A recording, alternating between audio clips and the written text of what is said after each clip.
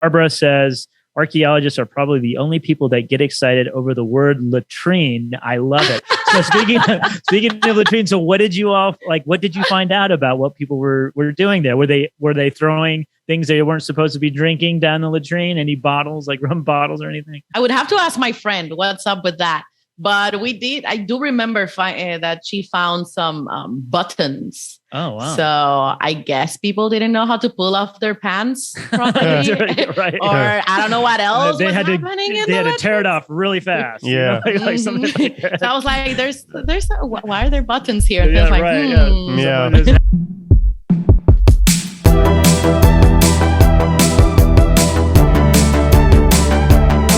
Welcome, everyone, to Archaeology Arcade, the online program of the Florida Public Archaeology Network. I'm Mike out of our coordinating center based out of Pensacola, Florida. Joining me, as always, is my co-host, Tristan. Tristan, what's up, man? Not much. I'm looking forward to today. Yeah, so we're playing this. This is the first time that we've played this game, Fallout 4 for Archaeology Arcade. And our special guest joining us today is one of FPAN's newest public archaeologists. She's out of our Southwest office in Fort Myers, is Natalie de las Torres Salas. I tried. You did amazing. Thank you. And thank you, Michael and Tristan, for inviting me today. Yeah, we are so excited to have you on, Natalie. I mean, we haven't really had too much of a chance to work. You know, Tristan's in Tallahassee. I'm way over in Pensacola. So we might as well be in like Ohio from you because it's so far away. That is very true. But it's so great to have you as, you know, being part of FPAN. You have such an interesting background, and you're involved in podcasts and all sorts of stuff. And we'll talk about all that stuff today. And some people might be wondering, well, what does Fallout 4 have to do with archaeology or history? And the answer is, I have no idea. We're about to find out. This is Tristan's idea. So we're going to see where it leads us down this path. But there is a lot of disaster in this game. And that's actually one of the reasons why we wanted to have Natalie on today, because she has a lot of experience with that. So what I'll do is I'll go ahead and read off the description. This is just straight off of Steam. It says Bethesda Game Studios, which is the company that published this game and created this game. The award-winning creators of Fallout 3 and Elder Scrolls V Skyrim, which is an amazing game, welcome you to the world of Fallout 4, their most ambitious game ever and the next generation of open-world gaming. I should say that this game came out in 2015, so things have changed. Yep. This might not be like the most amazing one anymore, but at the time it was. Here's a description of what we're doing. It says, as the sole survivor of Vault 111, you enter a world destroyed by nuclear war. Every second is a fight for survival, and every choice is yours. Only you can rebuild and determine the fate of the wasteland. Welcome home.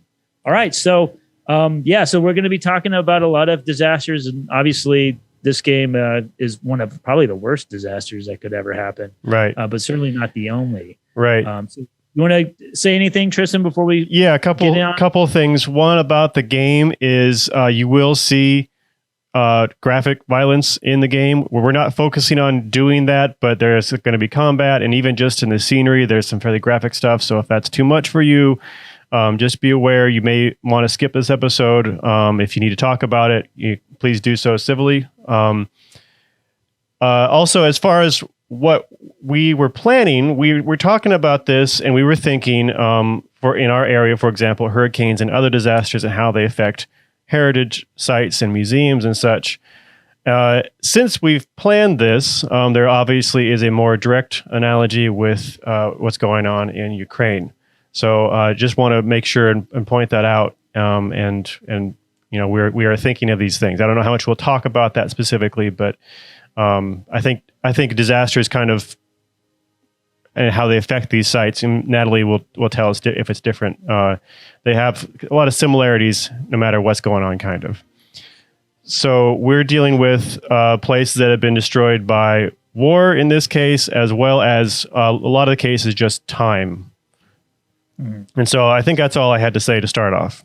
Okay, no, that's good to point that out. And then also, I forgot to mention, if anybody, I see there are a few people that are joining us on our live stream right now on Twitch TV. If you want to go ahead and ask any questions or have any comments, just go ahead and use that stream chat feature. I see that. We already have a comment from Disco Thief.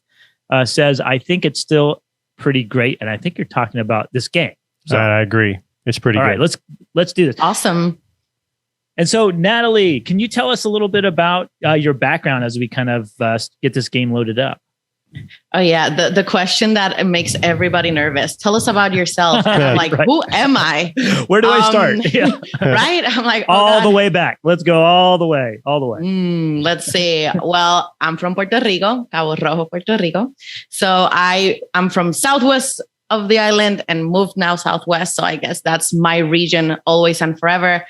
I did my bachelor's in the University of Puerto Rico in Rio Piedras in anthropology.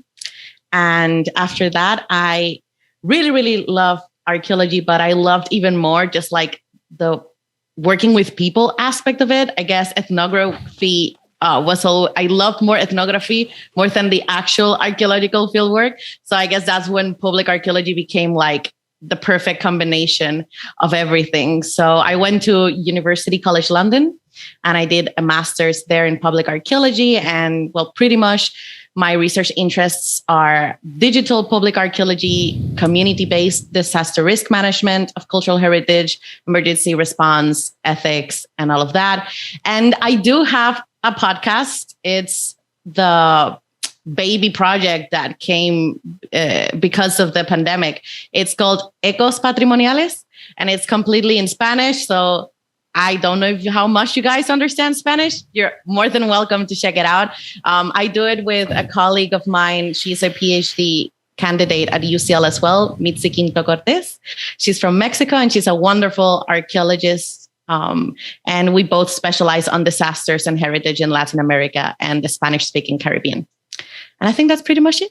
Yeah, I mean, this is all so amazing. So what got you interested in archaeology? I think that's a probably basic question that most archaeologists get, but I'm just curious for you, what was it? Well, I don't know how different it is from you guys, but I guess when I reached 12th grade and it was time to like realize, oh my God, what are you going to do with your life? What are you going to study in college? If you're going to college, I was really hooked on the Percy Jackson books. I don't know if you guys know. My son is reading through those like crazy right now. My God, I have read each one like a million times. I was that obsessed. So he recently, I mean, he's 9 years old, but he loves to read, and he's been in like for the past couple of weeks, he's been just every week he gets a new Percy Jackson. But I think there's like there's the first series, and there was a second series, I guess. That was some. Yes, there are three series. Yeah, right so now. I think he's into the second one right now, and he tells me all about it. I'm like, have no idea what he's talking about. Then Michael, you should go ahead and read them because they're pretty incredible. Yeah. So I was, those books like really introduced me to like Greek and Egyptian mythology and all of that. And I just loved reading about that. And just humanities was the thing that I was like, it's making me happy right now. I don't like math. I don't like super hard sciences. I don't know what else I'm going to do with my life. So I just like humanities. Oh, so what can I do with that? And suddenly I was looking at a list of things, and archaeology popped up, and I was like, oh, what is that? That sounds so incredible. And I said like, why not? And my dad was the one who said, I think they give anthropology at the, University of Puerto Rico. And I was like, and I guess I'm going to anthropology. I don't even know what that is, to be honest. Right. Yeah. And I'm glad I fell in love with it, with anthropology and archaeology. And that's pretty much it. Yeah, that's amazing. And you have an amazing podcast voice too. So you've got a great podcast voice. Some people like me, I tried to do a podcast one time, a long time ago, and it was terrible. I just did it for like one season. I was like, this is terrible. I gotta stop. But so that's awesome. Yeah. And then for your podcast, can you tell people like where can they find that? Yes, thank you. So you can find us on Spotify, Anchor, Apple Podcasts, Google Podcasts. You can also find us on YouTube. And I think, I use the platform Anchor. So I guess there are other spaces where Anchor puts the episodes. So I think one of them is Pocket Casts and Radio Public as well. Oh, awesome. Yeah. I mean, and what I can do is whenever we put this video, speaking of YouTube, when I put this video up on our YouTube channel, I'll put all the links to all that in there so people can find all that information. And also it says that Disco Thief says that they're pretty great if they get kids to read. So they're probably talking about Percy Jackson. So yes. yeah, totally. Yep. And so obviously, Tristan, we're walking around. I see that you did some bad things when we first started. They started it. They started it. Okay, I wasn't planning on that. I've noticed that every time you assault someone in a video game, you always claim it's their fault first. Yeah, he rode away, wouldn't let me steal his cart, like whatever it is. And so what are we looking at right now? This is one of the history. This is one of the first places you come across in the game. And this is clearly like a historic district that's seen better times. Yeah, this honestly makes me think of like Hurricane Michael. Is kind of what was going through my head when I was thinking of this. Oh yeah. You wouldn't see like bricks knocked out necessarily, but windows broken. Well, no, definitely with Michael, like downtown, up in Mariana in that area. Yeah. I mean, there were brick buildings like obliterated. Yeah. It was Category 5. Now, Natalie, I know you've done work in Puerto Rico specifically with Hurricane Maria. Can you tell us more about that? Yeah, so I was supposed to start my master's in 2017, and for personal reasons and because of the hurricane, I had to like defer a year. So that really changed what I originally had intended to focus on in grad school. So I was like, no, I definitely want to like focus on the hurricane. We're still living through the unfortunate aftermaths to this day. So what I wanted to focus on was how was that initial emergency response from heritage professionals right after the hurricane. So by heritage professionals, I mean not only archaeologists, but people that work at museums, park rangers, interpreters, all of that. So I went and, I did interviews, and I had the opportunity to speak to many people that work in different heritage sites in the island, and also speak with a few community members from that live near some of those sites. So to also see what lessons learned from that experience can be used to develop community-based disaster risk management. Wow, that's amazing. And so how long did it take you to do that? And what were some of the things that you found that might have been interesting or that you didn't expect? Well, I can't say that it was like a long field work. Like the thing about studying in the UK is that it's 1 year of masters. So you have to do everything in 10 to 11 months pretty much. Wow. Yeah, but it was still pretty incredible. I think what most shocked me that I was not expecting at all to encounter while doing the field work was that, heritage sites became this incredible source for returning to a sense of normalcy. And when you think about returning to a sense, of normalcy as things before the disaster hit, is that you think about the people in general, but it was shocking to me to see that it also made an impact in all of the heritage professionals. Like they told me, Natalie, I didn't know how much I needed to be back here and surround myself, whether it was the nature or, the archaeology of the area, and how much it helped me and verbalize my own experience with the hurricane and be able to connect with other people. So I think that's one of the things that I like the most, just noting that, just as heritage suffers as well, but heritage also has the power to, help us recover. Yeah, I mean, I totally agree. I mean, we had, of course, Hurricane Michael here back in 2018, and a lot of, communities are just obliterated. And I think that's something similar. Like there was a ship. It's one of the oldest schooners of its type left in the country, and it was capsized and heavily damaged. And it's taken quite a few years, but they're finally, this is 3 years ago, and they're finally trying to rebuild it now. But it's something that the community kind of banded together around to try to get done. And just like you said, it's a way that the community can kind of get together and focus on something that they can accomplish over long-term goals. And so were you there for the hurricane, or were you somewhere else? Oh, you were? No, yeah, I was there. Yeah. Oh. So what was that like? Oh, well, living in the Caribbean, you get used to like tropical storms, and it's like, okay, it's hurricane season.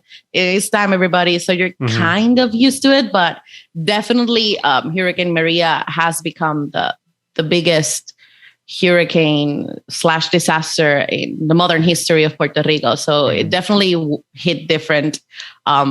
I remember just getting out of work. I was back then working, starting to work at a call center.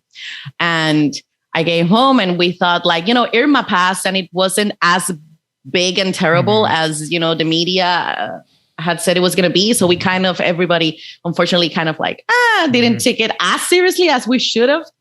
And it was just chaotic. My dad and I had to go like in the middle of the street to try to unclog the sewage because the water was rising and it was going to start entering the homes. So the water reached all the way to like my waist or even more. And we're just like removing all the leaves and the palms and everything that was blocking that. And yeah, one time we didn't have electricity for months. Months. Over 6 months, we didn't have any electricity. 6 months. Yeah. That's incredible. I mean, obviously, I lived in Okinawa when I was a kid. So, we had typhoons, and it's like we were on a tiny little island in the middle of the Pacific, and there's like nowhere you can go. But they build the homes to be able to withstand that.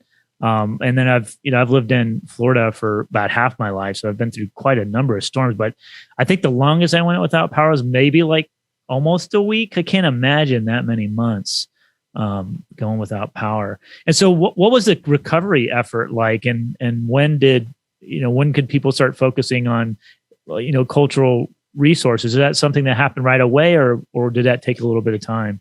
So I love that you just asked me that question, because actually part of my research was understanding that. And part of the things that I realized is that depending on the type of organization that you work for is when in that response cycle, you can actually start, participating of the emergency response.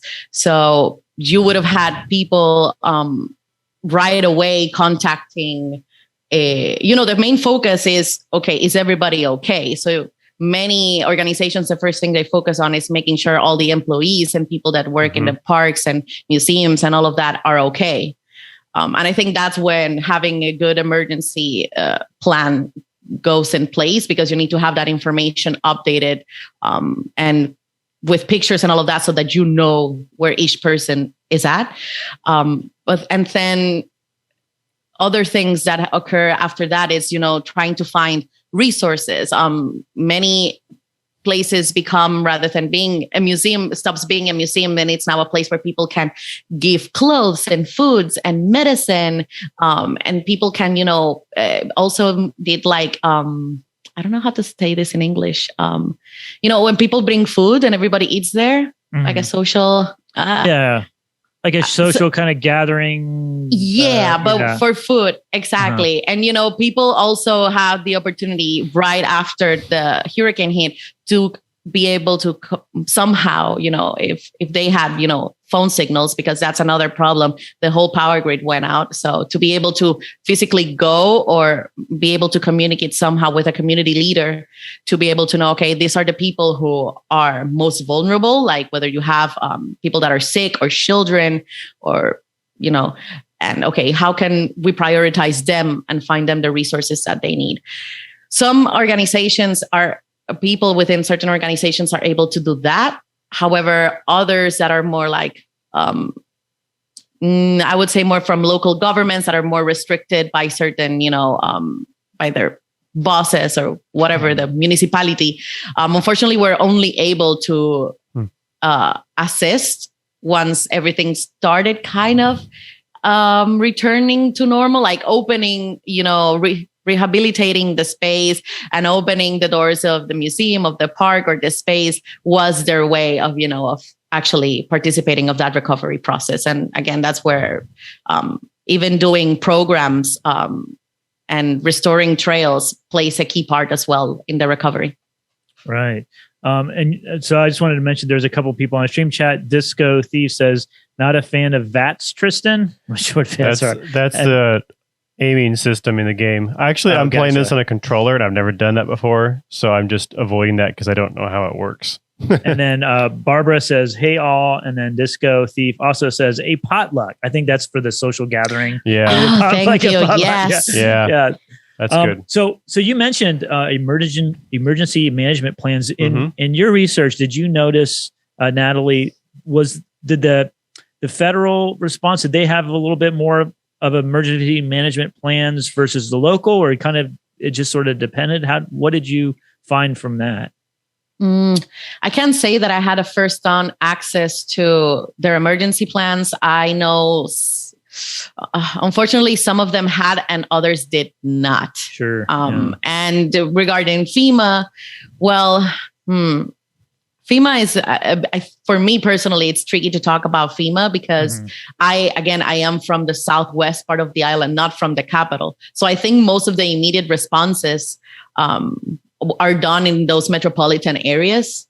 So me personally, I didn't see that much response in my part. I didn't receive most of those like military foods. They tend to give MREs. That's MREs. the one. Yeah, The MREs. They're not great. We didn't. Other people are like, oh, I have this and that, and here in certain other areas, more poor areas, it's like, I have never heard of that. Right. So FEMA, I believe that FEMA is now starting to properly work on the recovery of cultural heritage in Puerto Rico 3.5 years afterwards. That's crazy. So I'll say quite low. And unfortunately, this is part of when you're a colony, we're the oldest colony in the world. We will never receive that immediate response as any other part in the United States. And we, before Maria and Irma in Puerto Rico, there was another hurricane in Texas, and I forgot the name now, but all the money, all the response and all the resources went to that. And then by the time you had this disasters over here, it was just, I didn't see FEMA really knowing how to, put all the resources to work in other places at the same time. Yeah. Which is why everything has to start locally. And that's why, emergency response has to start locally. And we as heritage practitioners have the ability to provide that immediate local response. And I find that the places that recovered the fastest are the places that were able to organize themselves with local communities and community leaders, which is why I always try to tell people, like, if you're working with a museum or heritage site, just also involve the community. They're so important and key to actually be able to, respond and prepare for disasters and reduce disaster risk. That's such a good point. I mean, and I totally agree with that. I mean, it's if a disaster happens and you're an outsider, you come in, they're not going to trust you. But if it's someone that you've worked with for a long time, then they're more likely to work with you, and you're more likely to be successful in getting them whatever kind of resources they might need. So, right. Speaking of, did you have something, Natalie? I want to cut you off. Oh, no, don't worry. Okay. Well, I was just going to say, speaking of, local museums, what we have here is kind of probably a well-funded local museum, has that kind of feel to it. Clearly has had a disaster hit. So what can you tell us a little bit about, assuming they have a disaster plan, what should some of their first responses be in this kind of situation? And how would they best approach this maybe? Do you have thoughts on that, or? Well, let me see. Let me think. This museum may be a lost cause. This would be a bit trouble, right? This would be okay. Sorry. Is that a museum right now? What I'm saying? I think it is. Yes, this is a museum. Which one is that one? I think this game takes place in Boston, I believe. Yes. So I'm not sure what museum this is in Boston. Is that the witchcraft? I don't know. No. I read that they had the Museum of Freedom, and Museum of Witchcraft. That might be what it is. There's the Museum of Witchcraft. I forgot about that, but that is in the game. I don't know where it's at though. One thing I always hear about is people kind of get, I think, kind of tunnel vision on save the artifacts, right? And they maybe forget that their first priority should be towards maybe safety, right? So probably they shouldn't be, for example, rushing into this building to try and get things out of here, because this is not okay. Yeah, I think sorry, Michael, were you going to say No, sorry. something? Well, I was just going to say, I just pulled up on Fallout Fandom, which is a website. So I don't know. It says the Concord Museum of Freedom was a popular tourist destination before the war and featured historical exhibits ranging from the American Revolution all the way up to the Battle of Anchorage. So that's what we're looking at. And so I guess this is like a pretend. Yeah, isn't that like surprising. An analog to the actual Concord Museum of Early Americana? It must be, because this game takes place a couple hundred years in the future. Yes, but I mean, there's one thing that unfortunately is impacted when wars occur is our cultural resources like museums. I mean, we're seeing this now. I'd read a few reports over in Ukraine and Kyiv where they're trying to sandbag as many historical buildings as possible in preparation for, the damage that's going to happen. I mean, there's just no way around it. It's gonna get damaged. So that's, oh my God. Yeah. I keep reading about that, and it's kind of overwhelming to try to feel what they're going through. Sure. But yeah, Tristan, what you asked earlier, I think that, the most comprehensive disaster plan has to cover the 4 facets of the emergency management cycle, which is prevention, preparedness, response, and recovery, which in a nutshell is like, before, during, and after the disaster.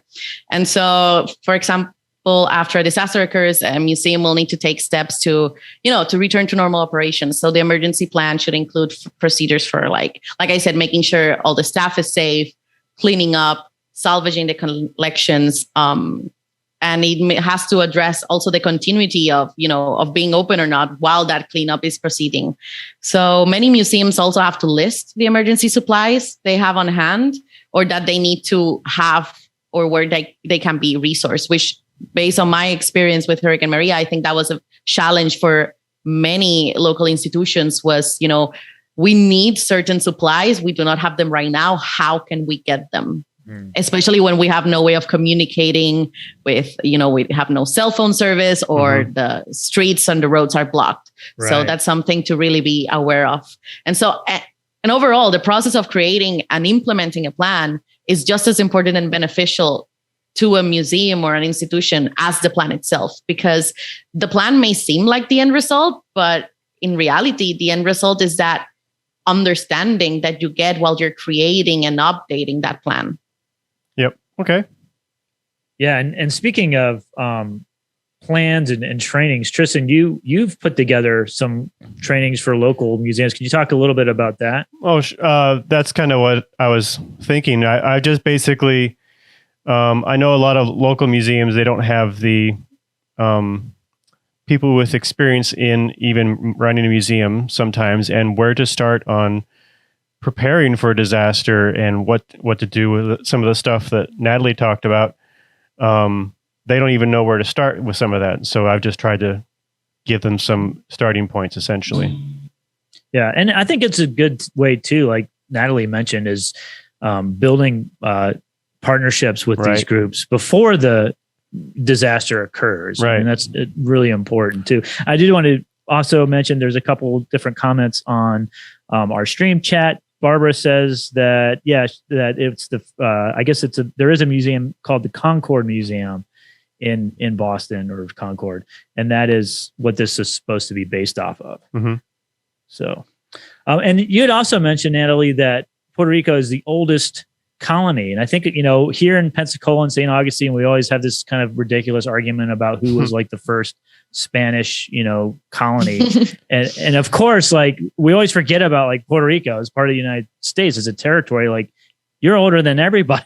I mean, in terms of like the Spanish colonies. And so what sorts of resources were lost during the hurricane? I mean, do we have sites there that were just pretty much obliterated, or did we get fortunate in that a lot of it still survives?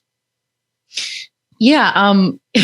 So when I say that we're the oldest colony, is like, people like to think that we're living in a post-colonial world. Mm-hmm. So like the idea of colonies is like, no, kind of a thing of the past, mm-hmm. when in reality it's not. So of all those that are still prevailed, like we have been, since 1898, we have been, we went from being a colony from Spain to being one from the United States.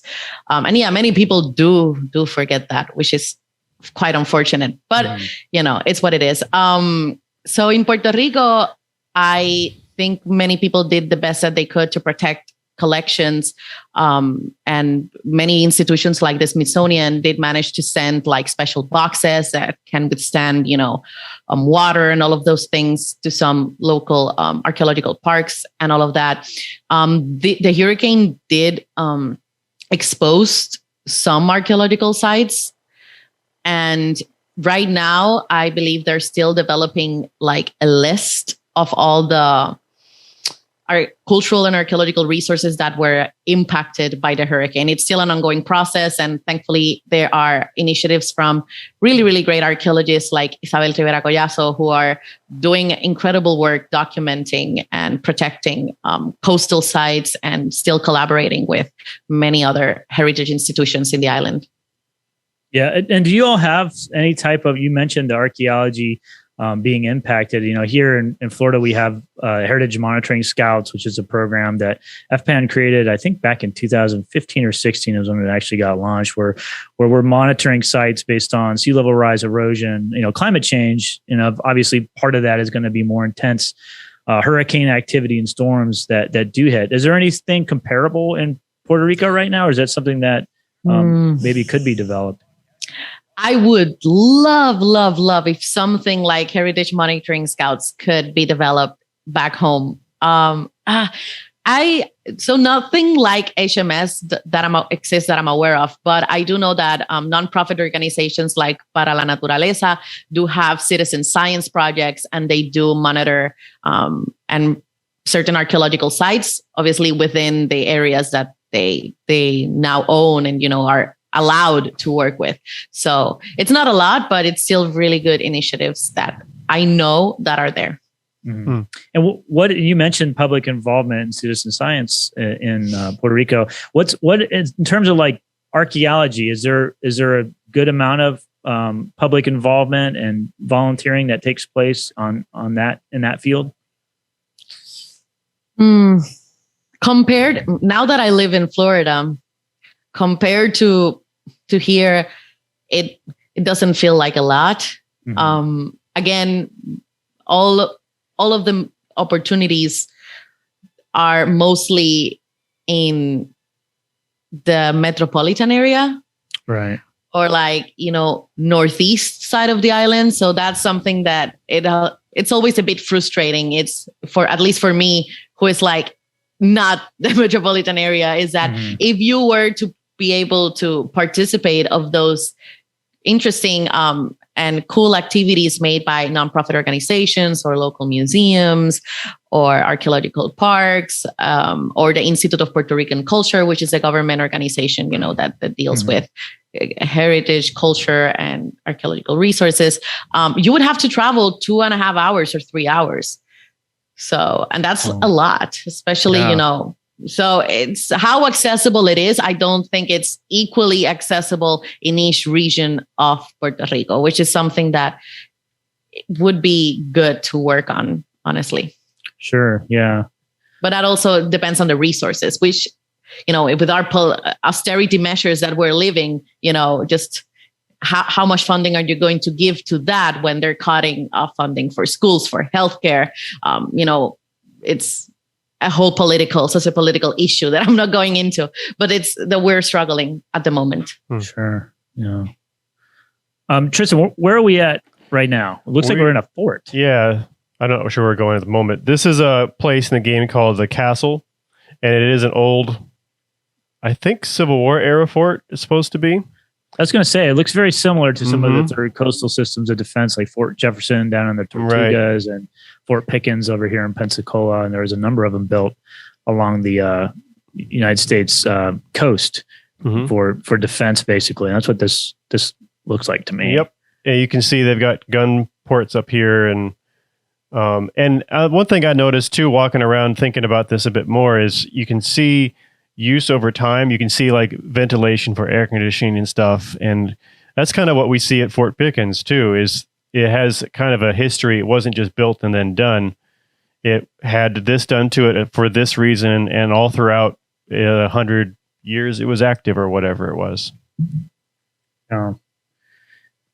And of course, in Puerto Rico, you all have some amazing fortifications that are pretty early. Oh, yes. Talk about some of those, and have you worked at any of them? And were those damaged at all? I'm throwing like 100 questions at you. Just pick one.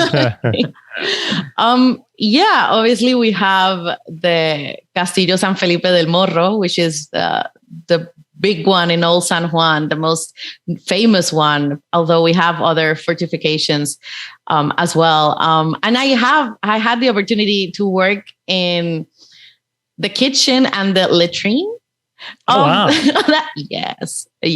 Thanks to a dear friend, she was doing her undergrad project there. She wanted to like analyze what people were eating back then. So that's why we were working, volunteering at the kitchen and the latrine. Let's see what was happening over there.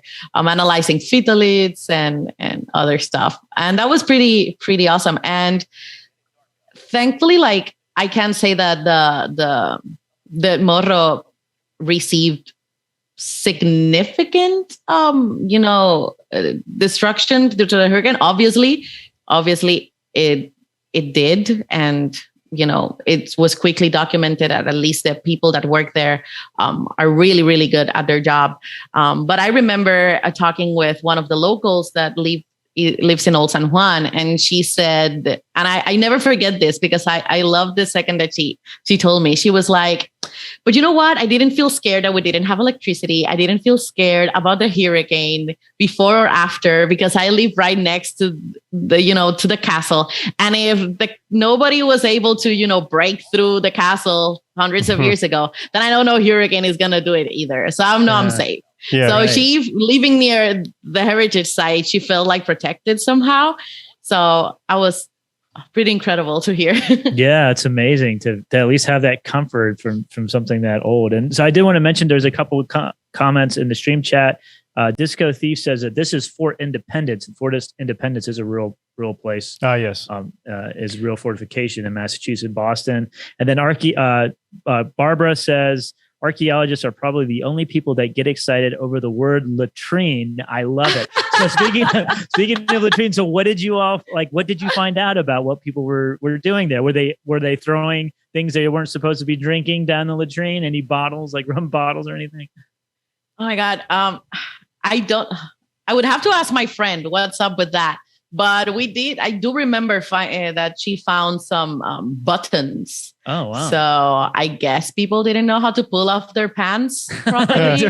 Right. Or I don't know what else they had to tear it off really fast. Yeah. Like something like that. So I was like, why are there buttons here? Yeah, like, right. Yeah. Someone just had to really go fast. That's what it was. Maybe was what that was. When I was 18 years old, I visited San Juan, Puerto Rico, and I went to that fortification, and I was such an amazing place, and I have such fond memories of. I was only there for about 10 days, but it was really an amazing place, and I encourage anybody who has not been to Puerto Rico. It's a beautiful country, or it's a beautiful land. It really is. So. I got fine. And I was 8, and I remember I was 18 because I could legally drink when I was 18 there. That's right. Here is 21, and there you're like drinking. I know. Way earlier than that. I'm glad you went there. Now you have to come back and see other parts of Yes, absolutely. Lisa, thank you. I definitely need to go back for sure. And I definitely hope to one day soon. And then it looks like we've got a couple other comments here on the stream. Barbara says, I know I get excited. People throw things down a latrine that they think will never be unearthed. I found a pair of glasses from the Seminole War period, and I can just imagine how mad the person who lost those. Oh, man. Was. Wow. Yeah. So all sorts of stuff in latrines. Yeah, a lot of people don't realize that, I guess. I have one other place I want to take us. What do you see off in the distance up there, Mike?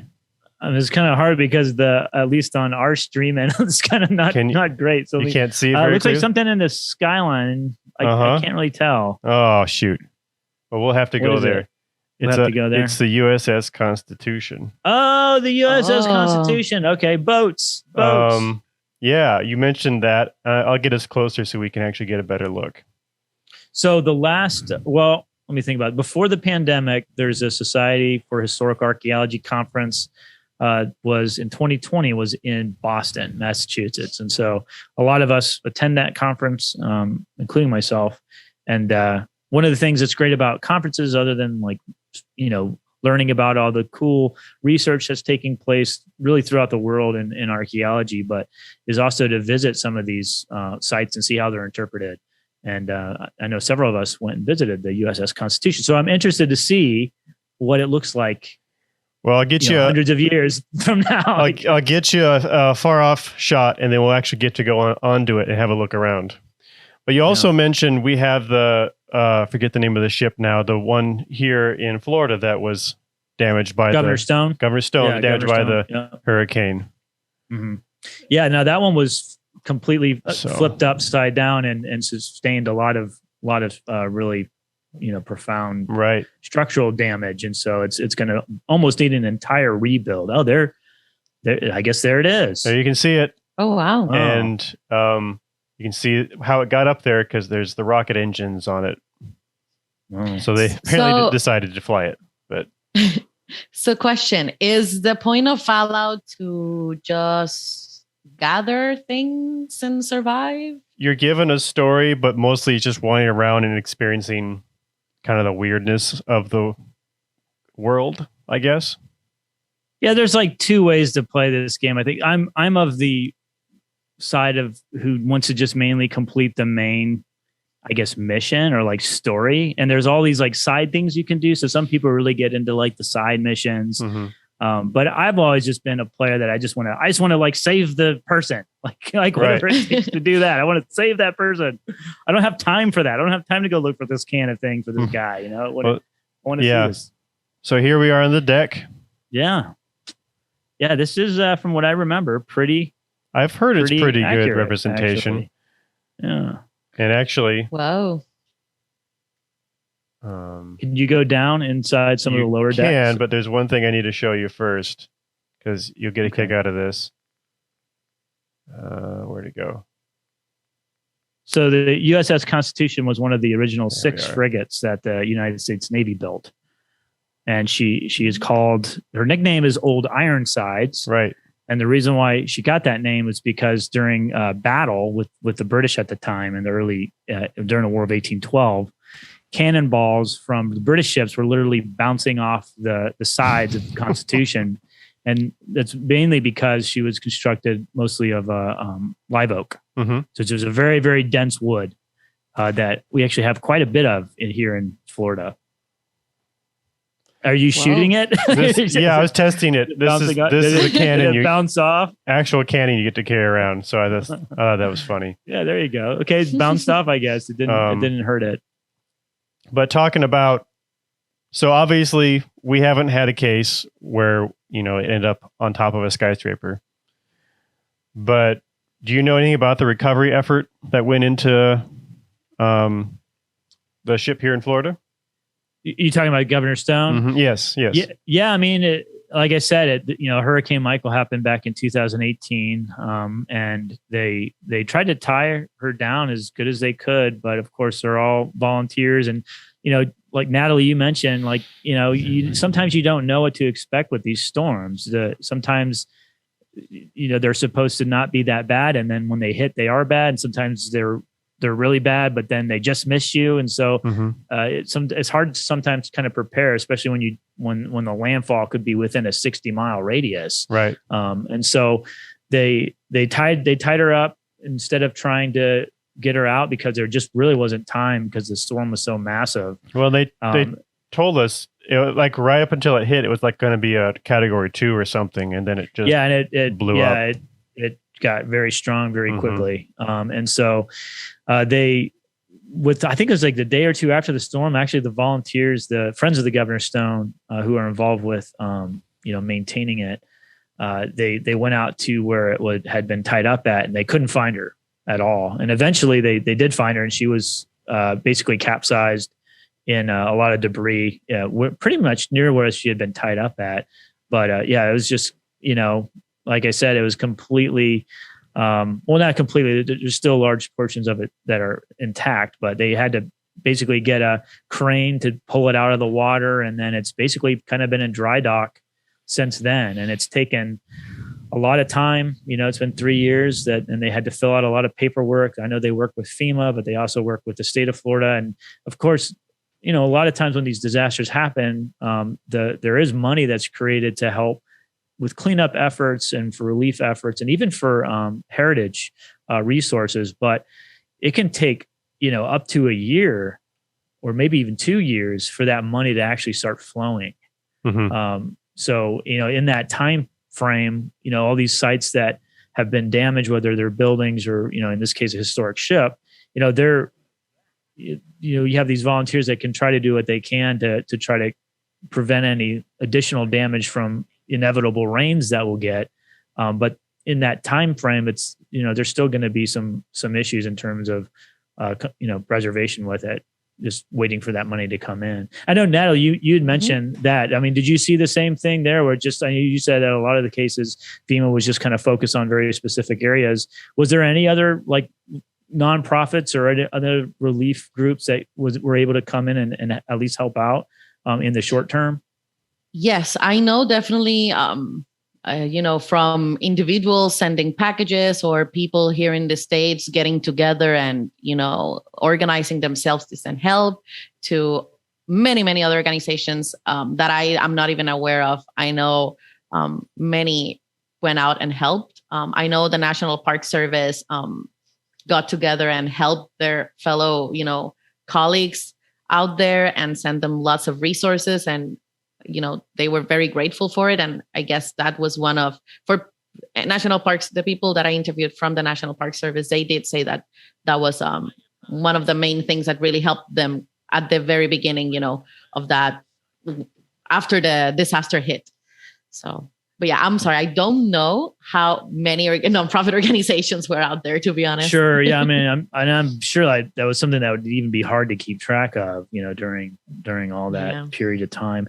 We do have a couple of things in the stream chat. Barbara says that it can even take longer than a year, and FEMA money comes with a lot of stipulations. Lots of that money is reimbursable funds, meaning the entity has to have the money on their own to start with, or be able to acquire it elsewhere. Yeah, so there are a lot of. It's not like they just give you a bunch of money and you're good to go. It takes a lot of effort. Right. Well, and I know that sometimes the stipulations are, we'll give you the money this time, but next time you have to be insured for this amount. And for some of these small museums, that's a really tall order, and a lot of them, I think, know that just won't be able to manage that. Yeah, just to be able to know how to fill out those forms and start that process can be so tricky and overwhelming. So it's like I know some people, did put tables outside or designated days to have people come out and they would explain and help them fill out certain forms and whatnot. But overall, it can be a very tedious process when you're already, overwhelmed, emotionally and physically, trying to deal with so many other aftermaths, both, after a disaster. Yeah. Yep.